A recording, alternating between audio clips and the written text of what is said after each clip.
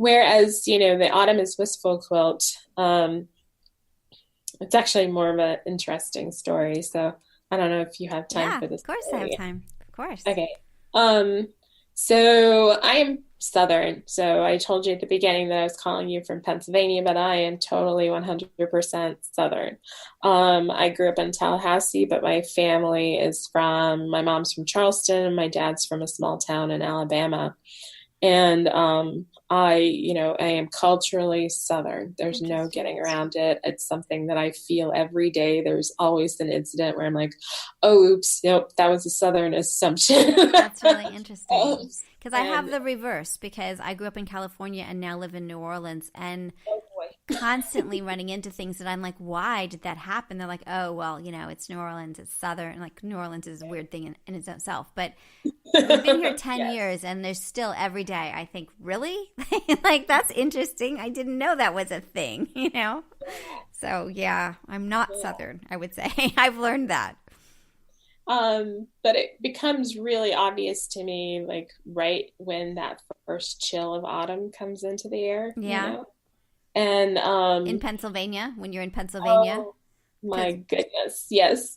And the snow is the next thing to come. And yeah, it's just like, how am I going to survive another one of these winters? And, I immediately started thinking about the food that I miss, that's really the cool. people that I miss, Uh huh. the feeling of just being in the South, right? There's something about getting off an airplane in Atlanta on my way to wherever I'm going and starting to hear those accents again, right? That's There's really interesting. I love it. yeah. Your quilts And are so, so cool. Right, because then you start to see it that way. And so I see it totally different now because of that story. So this is you. but Yeah. no, the story, I haven't even gotten to the story yet. Oh my gosh. Tell me the story. Tell me the Right? story. So I'm going back and forth with a friend online who's also from the South but lives in Wisconsin. And on Facebook, like, every year for the past few years, around October, we start kind of one-upping each other on what we miss about the South and about home. And we start trying to describe to each other what home really means, Yeah. right? And of course, we have a lot of commonalities, but we have some differences. And my friend posted this on their wall and on Facebook, and I thought, well, that's a poem, and we need to make that into a quilt. Like, I That's don't really know why cool. I thought it was a quilt, but I thought we needed to. And so I edited a little bit, adding some of my favorites to it, That's cool. and started making this quilt. And when you look at it, it's kind of a list of foods, and then it transfers into feelings that you Yeah. get when interacting with people, and the feeling of just being outside, Right. in you know in bare feet, which I don't know, people don't do that in the north. I don't It's crazy, but it's a thing. And so I had to do it. But then the text that I'm using is, pretty rigid Helvetica. And so it actually looks like the text on a menu if you go into like a diner down south, Oh, that's really cool. Love right? it. And so as I was making it, my friend announced that they were transitioning from male to female, Uh huh. and announced that their new name would be Autumn. Ah, So here we lovely. go with the deeper meaning. So Right.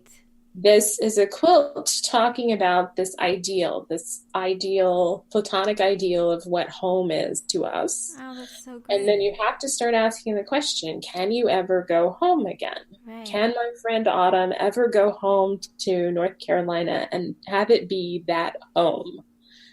Right? Yeah. I mean, the same is true of me going down south. I've certainly been changed by living in the north. Right. And, and so, yeah, so that's the story. It's actually more I that. love that story. That's remarkable. That's just And insanely cool. yeah, Yeah. That's pretty awesome. And so, how did Autumn, did she like it? yeah, she loves it. And we are at the point where I think it's exhibited enough that now I have to decide, is it going to stay with me or does Autumn get to have the quilt? And I Interesting. think Autumn gets to have the quilt, but it's going Yeah. to be hard for me to mail it off to her. But Yeah. I think it's as meaningful to her as it is to me. So. That's really cool. That's really cool. And I mean, it feels like you're quilting from the very beginning that there's always meaning behind quilts. Do you ever make a quilt where there's just no meaning at all? You just like, I just can't deal with meaning today? Um, I don't know that I finish very many, but yeah. And then you have on your blog, I want to ask you, on your blog, I have to get back to it. I'm trying to not click because people got irritated. I used to take notes on, but everyone's like, we can hear you taking notes. So I'm trying to be really quiet. Yeah. I probably should have a second computer. You have so when you do these letters, you're doing them in all different ways, but some of them, are they felt that you're doing sometimes? And are you putting them on by hand? Like what strategies are you using for the letters? Because you're like in an airport or something, right? Right. So for personal reasons, I have to travel a ton now. And so I need handwork that I can do in those captive moments on the airplane, in the airport. And it's now become part of my practice to stitch in the airport because people will walk up to you and automatically feel a connection with you. Yeah. They'll start telling you about their mom and their grandma who sewed, and that leads fairly quickly into a discussion about who they are, what they believe. Wow. And there's not much concern about whether I'm going to agree with what they are saying. So my policy is that I just let people talk. I do not judge. I don't comment. Yeah. I just listen. That's and really it has been immensely great for me to learn what people are thinking, how they think about things, from across the political spectrums, racial, gender. Wow. And it's been a really great thing to do. And I think it's really kind of helped me to understand what's going on in the nation a little bit more. That's really interesting. So yeah, sure. These felt letters, it's just easier if you don't have to worry about a raw edge when you're doing the stitching. And so that's been one way that I'm doing things now, but I letter in a lot of different ways. Yeah, you do. I mean, all over the place. Every kind of way you can, you do, right? Yeah. Mm-hmm. You're incredibly creative on that. And now you have a show going. Is that right? Is there a show of your work? There was one up at Choate in Connecticut. Yeah. That ended. Is it ended? So the next exhibit is at the Museum of Design in Atlanta. Oh, how cool. Yeah, I think it starts in March. Betsy Greer, I don't know if you know her, but No. she's craftivism is her thing, and so she wrote the book on sort of using craft for activism. That's really cool. And she's doing a fiber show of fiber craftivism at this Museum of Design, and I'll have a quilt in the show. Oh, that's really cool. That's very cool. I just think your stuff is so cool. It's just the coolest. Okay, I have like not paid attention to my list, so I'm going to go back to my list because we're so out of time. We're so out of time. But we have to. I just double check. The life is as a picnic stuff is so interesting too. That was so interesting, and working with the English PhD student was super interesting that you collaborated on that. And again, pushing boundaries is so interesting. I found that really, really moving and interesting, that work as well. And the Carlos William poem, so interesting. So interesting. I don't know. And then tell me about your denim. I mean, we could talk about all that stuff, and it's so moving and overwhelming. But and then also your denim hexie project. See, I told you I need to it's like we need a part 2. So denim hexie project, which is so interesting and complicated and fun, and I'm totally obsessed with hexies. Not that I do much with them, but I just think they're the coolest shape ever. So I don't know what you want to talk about. I just threw like 4 things. See, I'm not a hard-hitting journalist because that's not how you're supposed to ask questions, you know? That's okay. So I'm actually not just working with hexagons with the denim. You're not? So if you look at those hexagons, they're not. They're harder than hexagons. You're making hexagons each time, right? Yeah. Yeah. and I'm not always making hexagons. Oh, and you're So not always making hexagons. Got it. Okay. Okay. yeah, Okay. and so when I do make a hexagon, it's made out of three pieces that are all the same shape. So it's like hexagon thirds that are put Right. together. And those shapes are five-sided figures. Oh my gosh. This is the commonality between these different denim pieces is in math, right? There's Oh, the right. question about if you're going to tile your kitchen floor with no gaps between the pieces. We certainly all know we can do that with square tiles, Right. and we can do it with triangles.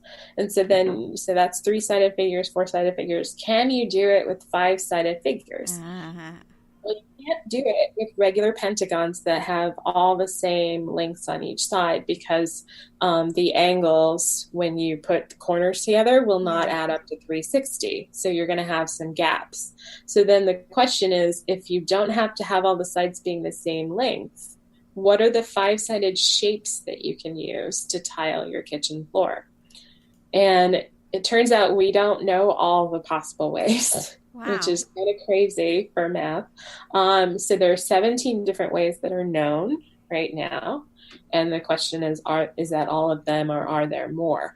And so there on my blog, you probably saw where you saw those hexagons, Yeah. there's done four different versions using four different shapes of five-sided figures. Um, And oh, I see. Got it. Yeah, I got there. That's so incredible. So, are you trying to use tell me more. Are you trying to use all of the 17 versions or are you Yeah, I probably will eventually do 17 versions. The problem is that getting the accuracy on the angles is really hard. interesting? And that's what actually makes the big difference here. And they're not regular angles. So you can't Wow. just use a regular quilting ruler to do these things. So I had to get a laser cutter, and now I'm trying to learn Illustrator so that I can then program the laser Oh my God. cutter to That's help me cut out incredible. the shapes. So it's been great to have to deal with a nice engineering problem here. Yeah. Um, Wow. and yeah, and so, but the patterns are actually gorgeous, and then the different symmetries that you get by different colorations is Yeah. actually even more fascinating to a mathematician. So That is so cool. So it's all the math. That's really interesting. yeah, yeah. You are insanely remarkable. I am a super fan. I totally adore your stuff. Your stuff is so moving and so cool, and just every single thing is just amazing. So I'm just so thrilled and so feel very grateful that you're willing to chat because you are incredible. You really are. Well, thank You know you. that already, but you have in me a super fan. I Yeah. just really, as I said, I want all of your everything you've ever done just on top of me. That's what I that's what I Aw. want. I don't know because I often get comments that, I don't want that on my bed. And so it's interesting that you're saying the opposite thing. So thank you. yes, I want all of it because it's gorgeous and it's filled with meaning and it's beautiful and it's heart wrenching and it's about our world and it's just the thoughtfulness when you're let me ask this last question. Wait, we have one more question. I forgot because I'm an intellectual property professor and I haven't asked you that question, but Yeah. before that, as you're quilting these things, as you're making them, you talked about like with the one for Eric G quilt and the other ones, is that person, that thing, that feeling, whatever you're looking at, does that always stay with you? Is that a constant when you're doing the work?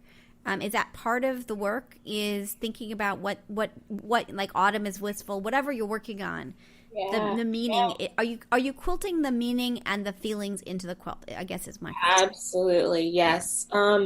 And it's more profound in sort of the Black Lives Matter quilts where, I am angry, I'm frustrated, and I am powerless Yeah, whenever confronted with one of these incidents. And so that is the place where I put these feelings because yeah, I don't have any other outlet for them. yeah. And so absolutely there's, when I make just a plain old log cabin or pineapple quilt or something with just geometry going on in it, I'm usually